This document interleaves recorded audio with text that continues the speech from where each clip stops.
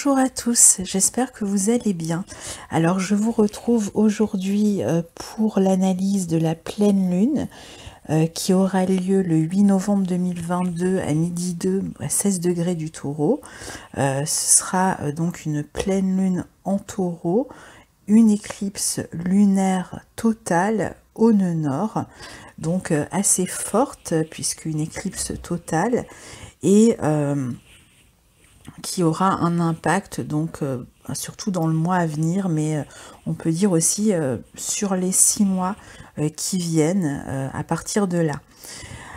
Donc c'est une pleine lune qui déjà est assez importante dans la mesure où il s'agit d'une éclipse totale, comme je vous le disais, mais en même temps qui revêt des aspects extrêmement dynamiques, ce qui lui donne une certaine puissance.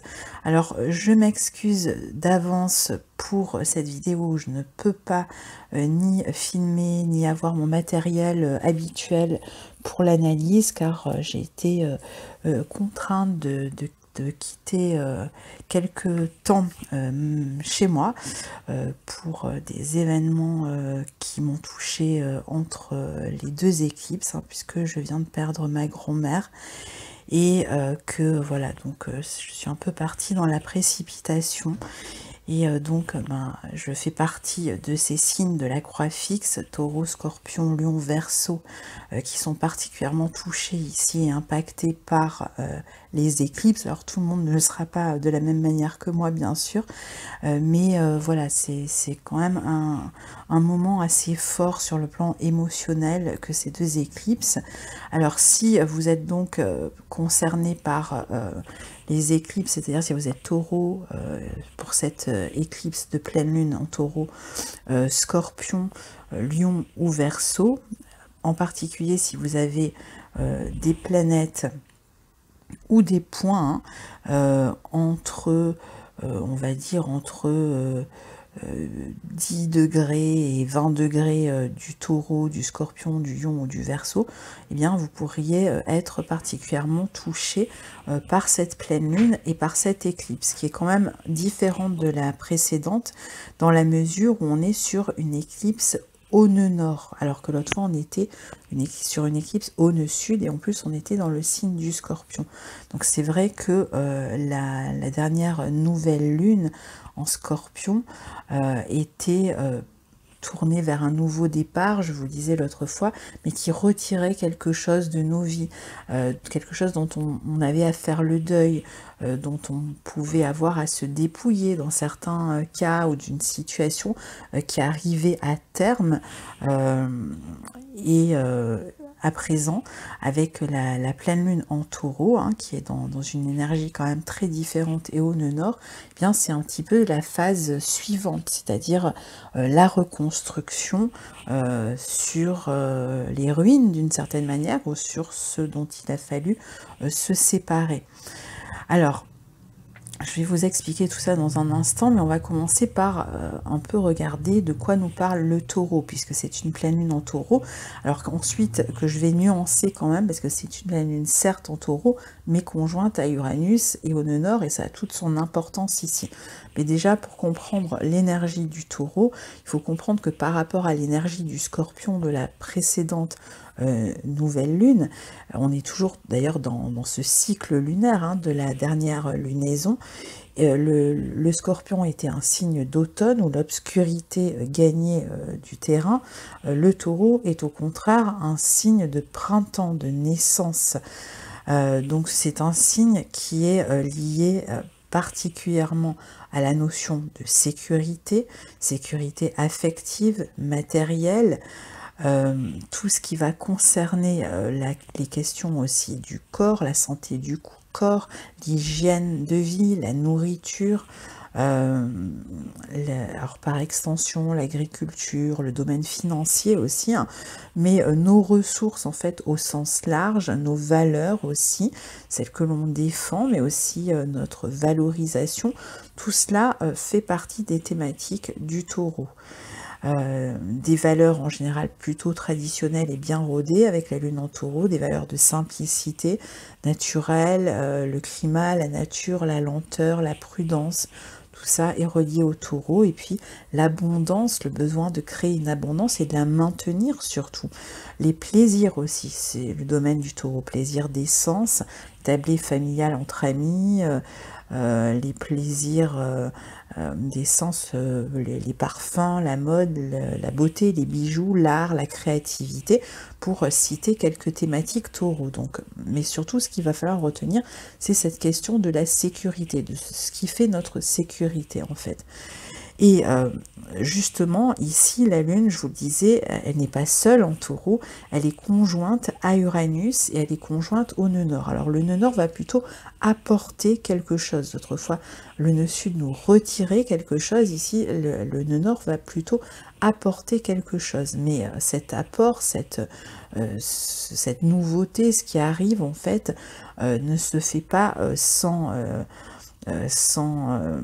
déstabilisation, puisque on a quand même une lune conjointe à Uranus. Donc il y a pu avoir, ou il peut y avoir encore, alors soit on est encore dans le sillon de la dernière éclipse, et donc un peu à l'image de moi ce que j'ai vécu, mais même d'une manière plus symbolique, il y a quelque chose qui a pu nous être retiré.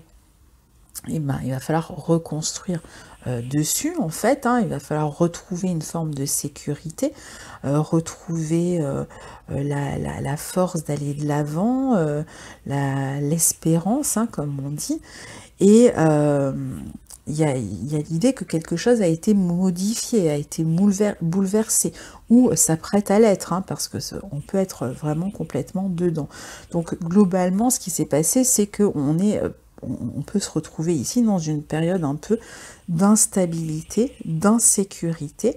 Donc si les thématiques sont bien les mêmes, hein, du taureau, on va en viser en effet une sécurité, donc une stabilité aussi avec le taureau. Eh bien, c'est que cette sécurité a été ébranlée ou ébranlée. Alors c'est pas forcément dramatique, hein, attention, on peut être juste dans des phases de transition, d'autant plus que je vais vous en parler dans un instant. On est sur la dernière partie du carré Saturne-Uranus, ça y est, c'est la fin, et il se manifeste comme ça au milieu de ces éclipses. Donc le sas dont j'ai parlé depuis je pense 2 ans à peu près, hein, cette espèce de retournement de situation et de sas qui nous a fait passer d'une situation à l'autre, en nous faisant avancer, reculer, donc nous laissant souvent, surtout quand on était touché, hein, particulièrement pour les signes fixes, alors là, cette année, surtout du deuxième décan, eh bien, on arrive au bout, en fait, ça y est, la situation maintenant va être transformée ou vient d'être transformée. Alors, c'est vrai que, il peut y avoir une période un petit peu compliquée, hein, parce qu'on va devoir, ici, changer ses habitudes de vie, changer quelque chose peut-être dans la vie relationnelle, peut-être déménager pour certains. Donc il y a comme une page qui s'est tournée ou qui est en train de se tourner, et on reconstruit sur les ruines du neuf. Alors, il sera pour certains possible qu'il y ait aussi des prises de conscience, alors qui peuvent avoir lieu grâce à de nouvelles informations, grâce à des révélations, alors ça va être une révélation personnelle ou des événements, des découvertes qui viennent nous amener ces prises de conscience. Ça peut être même une lecture, une vidéo sur internet, un film, qui viennent en fait nous permettre d'avoir une certaine compréhension de ce qui se passe, et de capacité aussi à modifier en fait ce qui doit être modifié.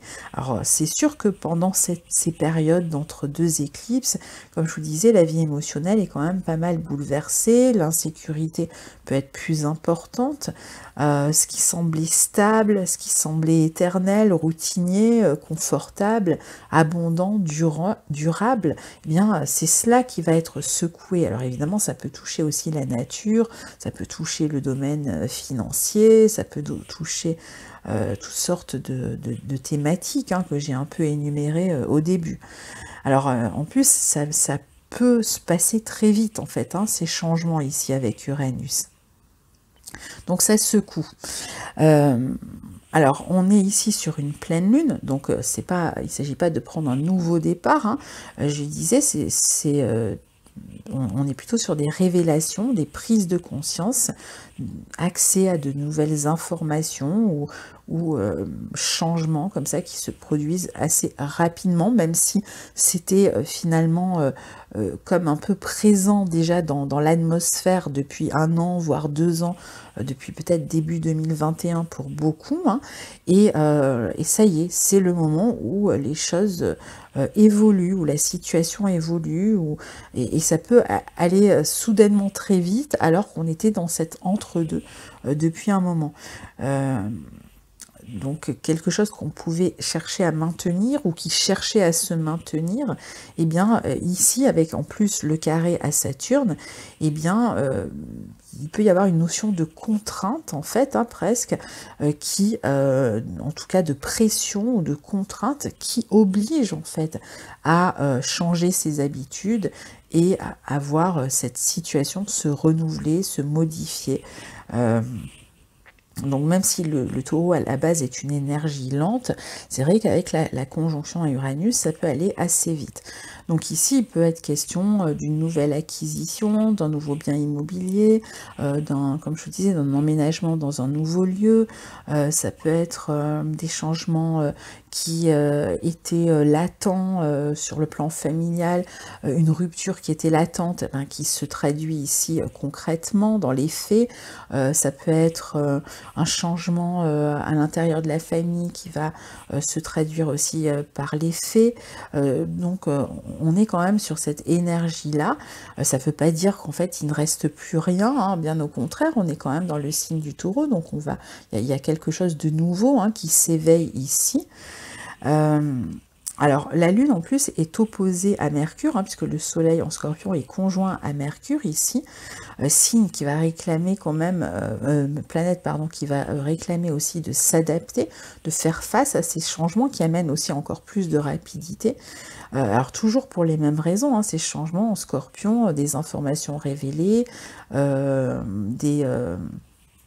l'obligation de lâcher une situation, parfois des pertes, une nouvelle compréhension aussi d'une situation, parce que par exemple des secrets ont été mis à jour, ou parce que on n'avait pas les infos et ça y est, on les a. On peut être mis face à nos peurs, hein, avec quand même, on a le Soleil, Vénus, Mercure dans le signe du Scorpion, le nœud sud, hein.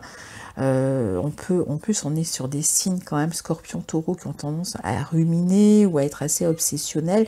Donc c'est vrai que ça peut réveiller des peurs, des angoisses, peut-être des obsessions pour certains.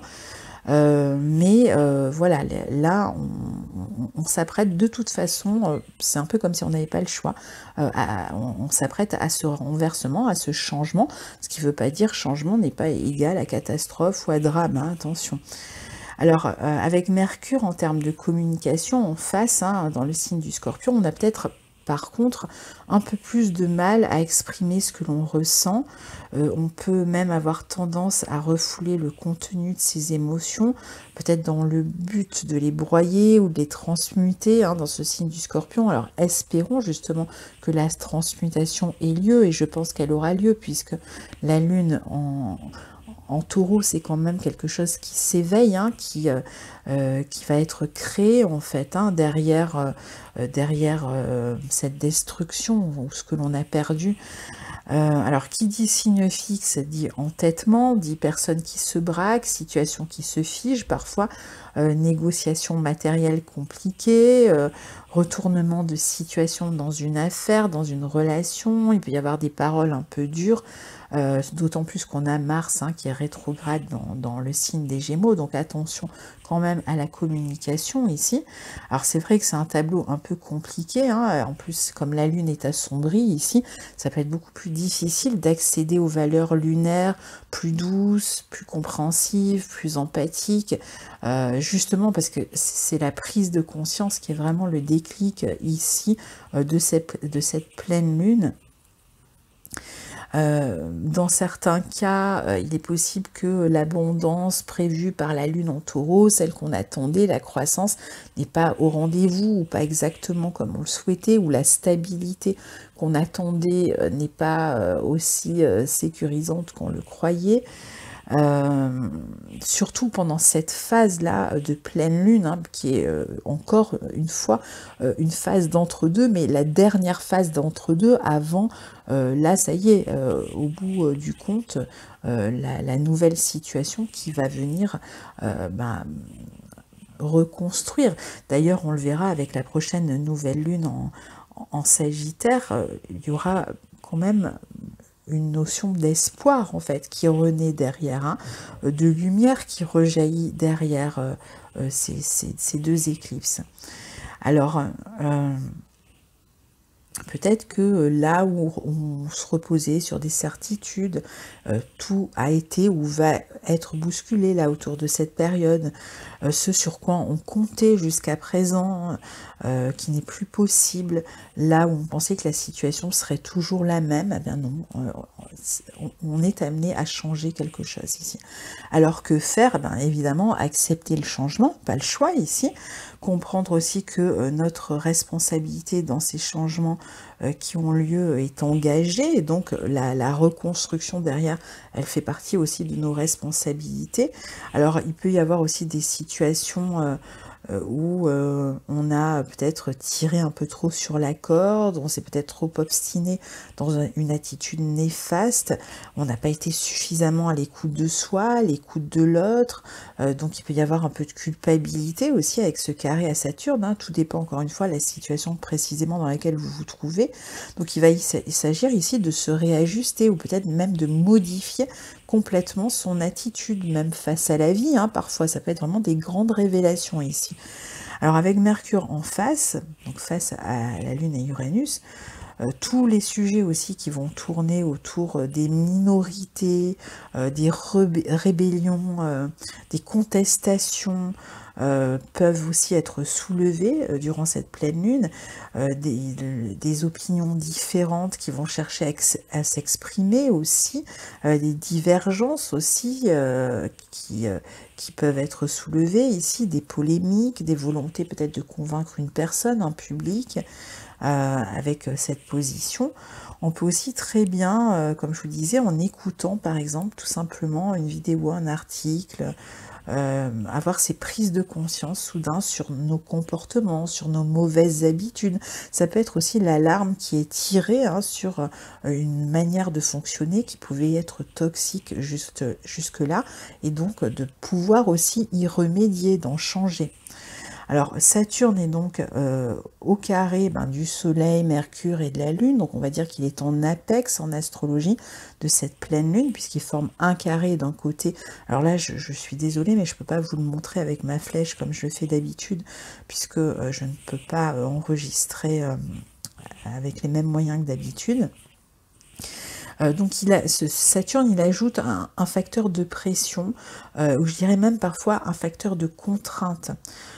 C'est-à-dire que il y a un peu l'idée de, on n'a pas le choix en fait, hein, c'est maintenant en fait que ça se passe, c'est maintenant que le retournement de situation a lieu, c'est maintenant que la prise de conscience a lieu, c'est maintenant en fait que ça change, que ça bouge. Donc c'est un aspect qui peut quand même réveiller des peurs, peur de manquer, crainte, il peut y avoir toutes sortes de sentiments un peu comme ça. On peut avoir le sentiment de ne pas être à la hauteur d'une situation, de ne pas avoir été à la hauteur d'une situation. On va se sentir aussi peut-être plus facilement critiqué, plus facilement ressentir quand on manque de soutien. Il peut même y avoir un sentiment un peu d'exclusion, voire d'isolement, de séparation aussi, hein, pendant cette période. Alors en plus, comme c'est un peu comme si Saturne en Verseau, au carré de la pleine lune, brouillait un petit peu la bonne fluidité de la communication qui est déjà, que la lune ici est assombrie, donc c'est déjà un petit peu compliqué. Donc ça peut amener parfois des difficultés, même avec une personne à distance. Ça peut être encore plus compliqué si vous êtes à distance d'une personne avec qui vous vivez certains événements. Alors, on a dit que ça allait très vite. Là où ça peut être bien que ça aille très vite, c'est que là où les choses s'accélèrent, bon, ben, tout ce qui peut être un peu négatif ou difficile à porter peut aussi aller plus vite, disons, d'une certaine manière ici. Comme les planètes sont en signe fixe, il y avait de toute façon quand même pas mal de résistance jusque-là vis-à-vis de ces transformations et de ces changements. Et donc c'est sûr que peut-être que la situation aurait pu bouger avant, mais c'est maintenant que ça se passe. Donc c'est vrai que c'est un aspect qui peut accentuer des situations de rupture, d'entêtement parfois dans certains, dans certaines situations. Alors comme je le précisais, on est donc sur la fin du carré Saturne-Uranus, ce fameux sas, ce fameux entre-deux, où un coup on allait de l'avant, un coup on revenait vers le passé, un coup on était retenu, un coup on avait envie de s'émanciper, un coup on se sentait sous la contrainte, un coup on voulait être libre, un coup on était tourné vers le passé, un coup on était tourné vers le futur. Donc on est vraiment là sur la fin de cette situation.